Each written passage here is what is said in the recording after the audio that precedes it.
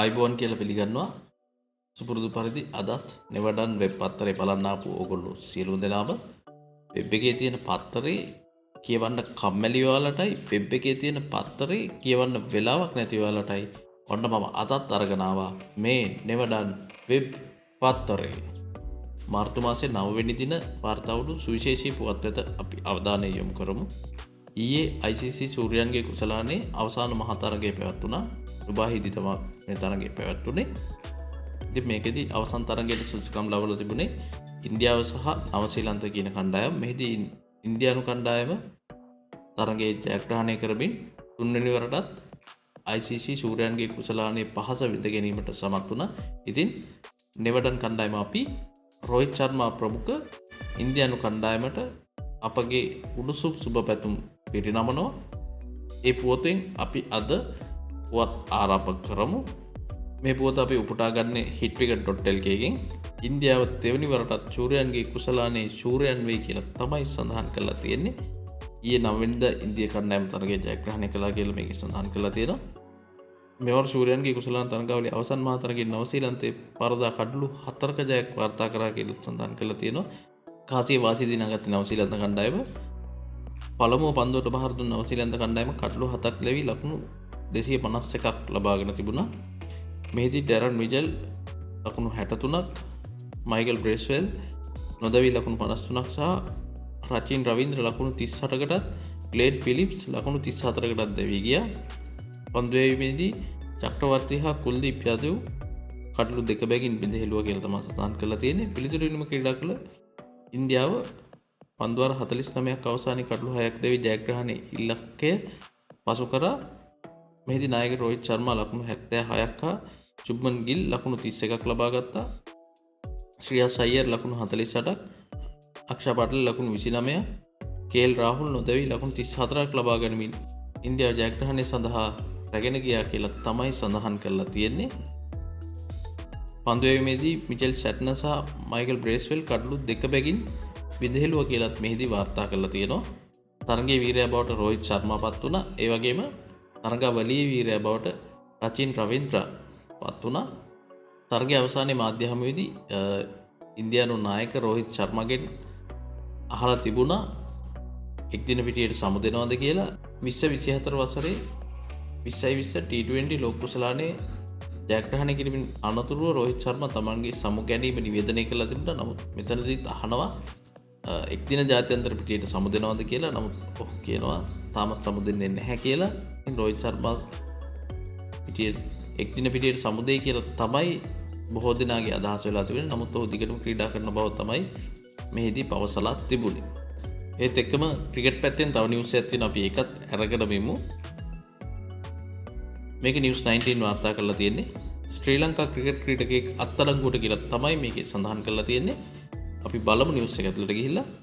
ශ්‍රී Lanka cricket ක්‍රීඩක Ashwin Bandara විසින් පිළියන්දල කොළඹ ප්‍රදේශයේ පුද්ගලිකගේ නිවසට ඇතුළු වී පහර දීමට තැත් කිරීම සම්බන්ධයෙන් ඊයේ 9 රාත්‍රියේ පොලිසිය විසින් අත්අඩංගුවට ගෙන තිබුණා. ඒ අනුව පිළියන්දල පොලිස් ස්ථානයේ වෙත කරන ලද පැමිණිල්ලකට අදාළව මෙම අත්අඩංගුවට ගැනීම සිදු කර ඇති අතර අශ්වින් බණ්ඩාර හා අදාළ පැමිණිලිකරු එකිනෙකට යාබද නිවෙස්වල පදිංචිකරුවන් වනවා.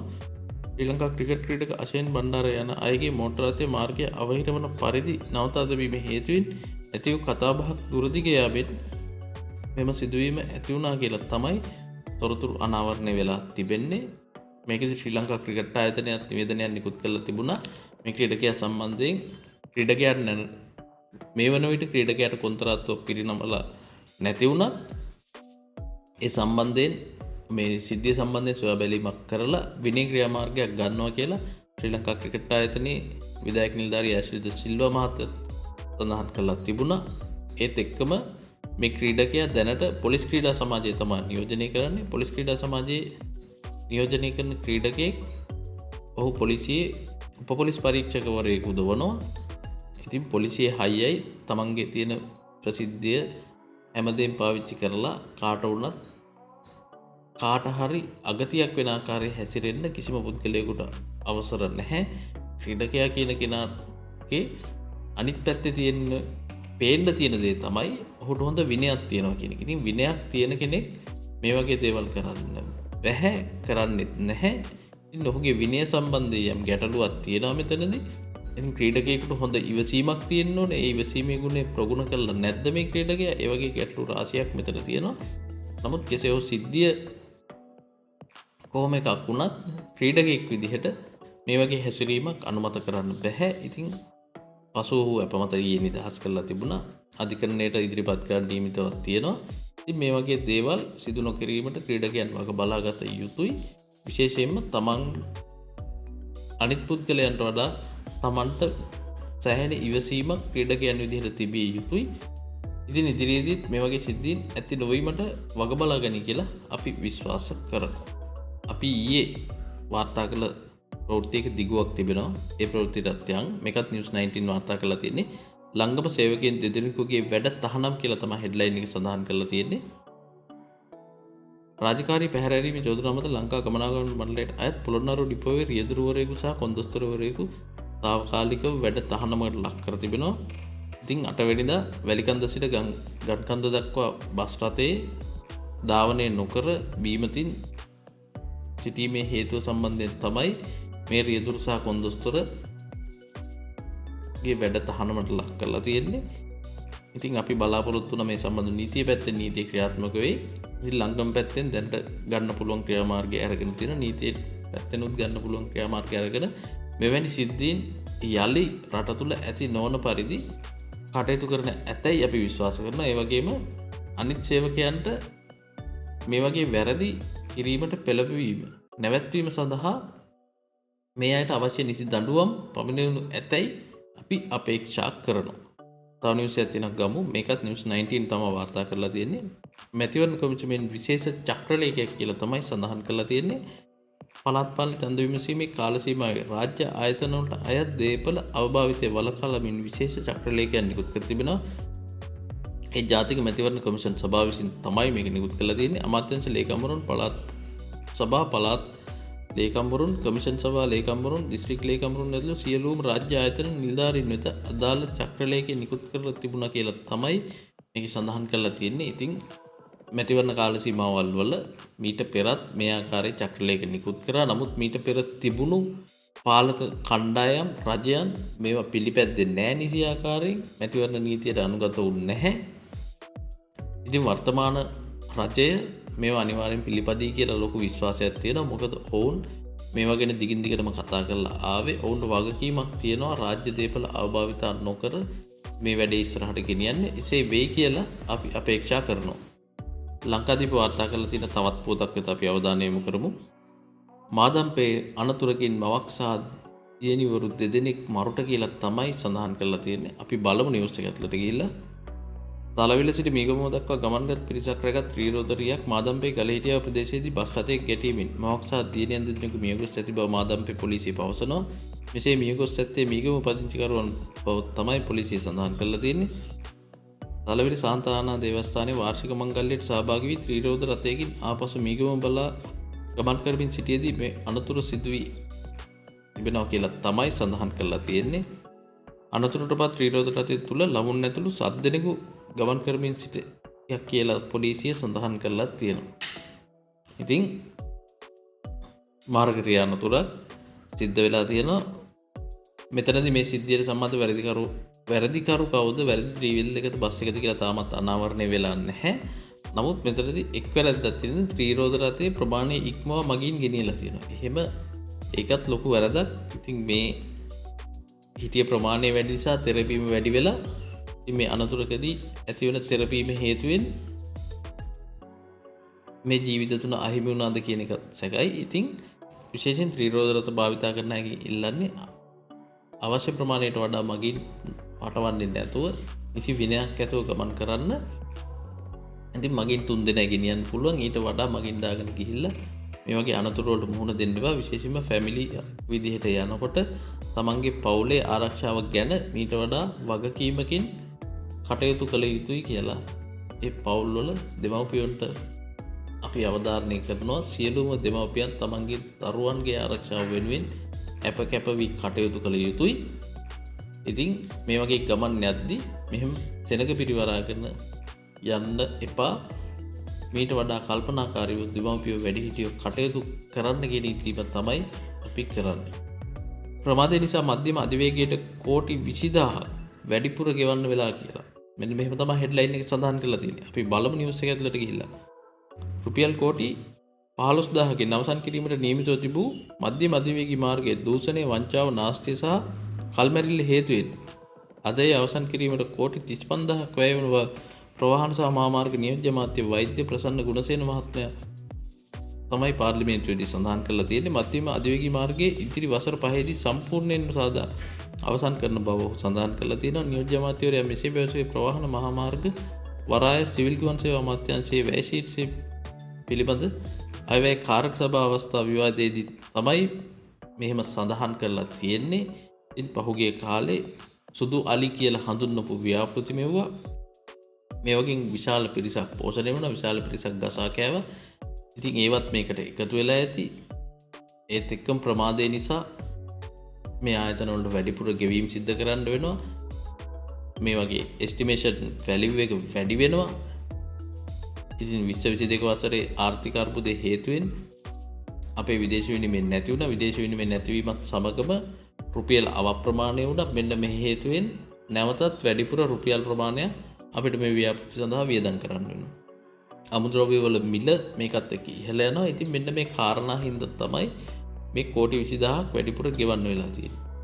ඉතින් මීට පස්සෙවත් රජයක් විදිහට අනිවාර්යයෙන්ම මේ ව්‍යාපෘති නියමිත කාල සීමාව තුළ ඉදි කරලා අවසන් කරන්න කටයුතු කරන්න ඕන. අපිට ජාතික සැලැස්මක් නැහැ. ඉතින් ඒ ජාතික සැලැස්මක් තියෙනවා නම් ඒක ඇතුලේ වැඩ කරන්න පවතින රජයන් බැඳී සිටිනවා. ඉතින් අපිට එහෙම නැෂනල් ඇක්ෂන් ප්ලෑන් එකක් නැහැ.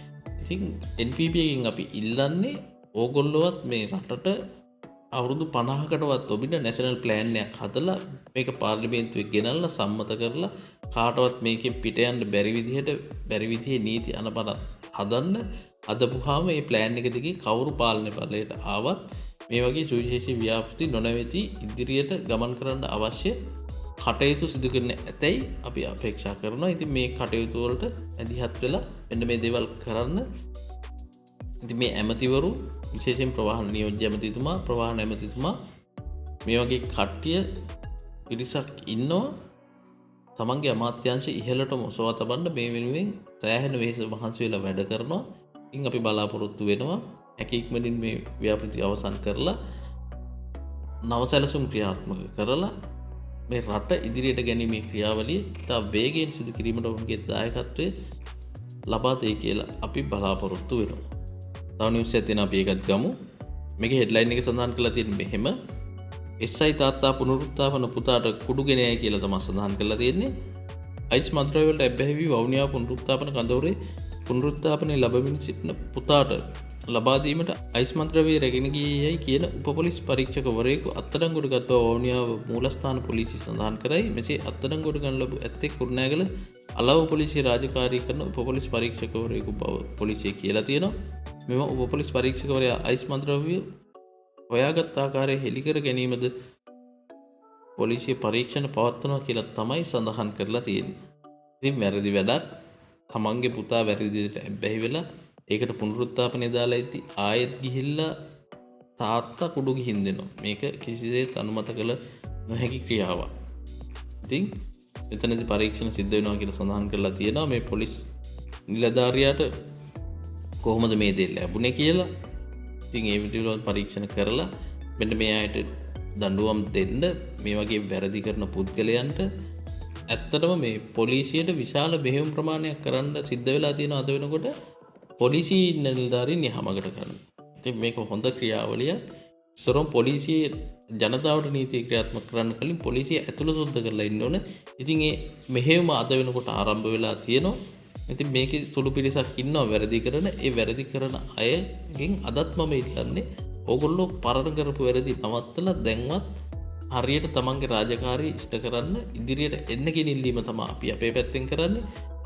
ඒත් එක්කම පොලිසිය පැත්තෙන් මේ ගන්න පියවරයන් මේ කරන වැඩ ගැන ඇත්තටම ඔවුන්ට අපි සැලුට් කරන්න ඕන. ඉතින් පොලිසිය හදලා රටත් රටේ විනයත් හදලා දෙන්න කියලා රටේ අපරාධ රැල්ල නවත්තලා දෙන්න කියලා පොලිස්පතිතුමා ඇතුළු පොලිසියේ නිලධාරීන්ගෙන් අපි ඉල්ලා සිටිනවා. තව පුවතක් වෙත අපි අවධානය යොමු කරමු. මේකේ හෙඩ්ලයින් එකේ සඳහන් කරලා තියෙන මෙහෙම දේශබන්දු නාවොත් දීපල තහනම් කරනවා. ඔබ දන්නවා ශ්‍රී ලංකාවේ පොලිස්පති දේශබන්දු දෙන්නකෝ මේ වුණ විට ඔහුට වරෙන්තුවක් නිකුත් වෙලා තියෙන්නේ. ඔහු ඉන්න තැනක් හොයාගන්න නැහැ තාමත්. කවුරු හරි දැක්කොත් කියන්න. ඉතින් තාමත් හොයාගන්න තැනක් නැහැ. ප්‍රසිද්ධ දේශපාලඥයෙක්ගේ ගෙදර රැකවරණය ලැබමින් ඉන්නවා කියලා තමයි නිල නොවන වාර්තාවල සඳහන් වෙන්නේ.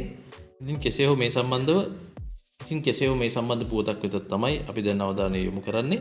අනිවාර්ය නිවාඩුව අවසන් පොලිස්පති දේශබන්දු දෙන්නකෝ දිගින් දිගටම අධිකරණ නියෝගයේ මගහරින්නේ නම් ඔහුගේ දේපල තහනම් කිරීමට නීතිමය ක්‍රියාමාර්ග ගන්නා බව මහජන ආරක්ෂක නියෝජ්‍ය අමාත්‍ය සුනිල් වටගල මහත්මයා තමයි පවසලා තියෙන්නේ.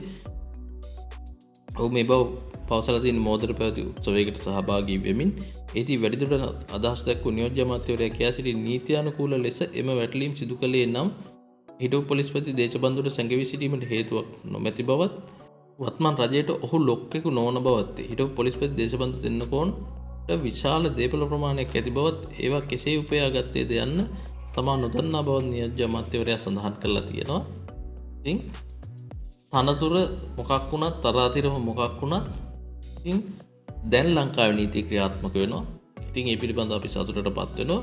ඉතින් මේ පුද්ගලයා තවදුරටත් අධිකරණය මග හරිනවා නම් ඉදිරිපත් වෙන්නේ නැත්නම් ගන්න පුළුවන් ඉදිරි ක්‍රියාමාර්ග ඉක්මනට අරගෙන මේවට නීතිය ක්‍රියාත්මක කිරීම වේගවත් කරන්න. එතකොට මේ තවත් වැරදි කරන අය ඉන්නවා පොලිසියේ දවසින් දවස එහෙම අය හම්බෙනවා. ඉතින් ඒ අයගේ මේ වැරදි කිරීමේ අඩු කරගන්න පුළුවන්.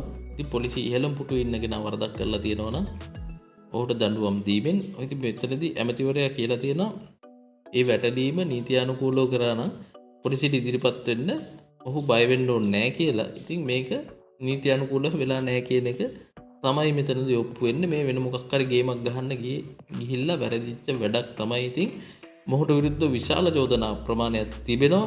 මොහු මෙවැනි ගේම් වලට ඉතා අති දක්ෂයෙක් කියලා, මෙවැනි ගේම් මෙහෙවපු කෙනෙක් කියලා. ඉතින් මේවා සම්බන්ධව ඉදිරියේදී අනාවරණයක් කරන්න කියලත් අපි පොලිසිය පැත්තෙන් ඉල්ලලා සිටිනවා. මොහු සම්බන්ධ තියෙන තව තවත් චෝදනා තියෙනවා. ඒ පිළිබඳව පරීක්ෂණ කරලා මොහුව නීති ඉදිරියට ගෙනල්ලා මොහුට අනිවාර්යෙන් දඬුවම් දෙන්න කියන ඉල්ලීම අපි අදත් කරනවා. තවත් නිවුස් එකක් තියෙනවා අපි ගමු. පොයින්ට් බන්ට නිින්ද ගිහින් දුම්රිය දෙකක් ගැටෙන්න ගිහින් කියලා තමයි සඳහන් කරලා තියෙන්නේ. අපි බලමු නිවුස් එක ඇතුළට ගිහිල්ලා හනුවර ප්‍රධාන දුම්රිය ස්ථානයේ දුම්රිය මාර්ග සංඥා හසුරවන පොයින්ට්ස්මන් සංඥා හසුරවන්නන් දෙදෙනාට කැබින් කාමරයේ නිින්ද යාමත් සමග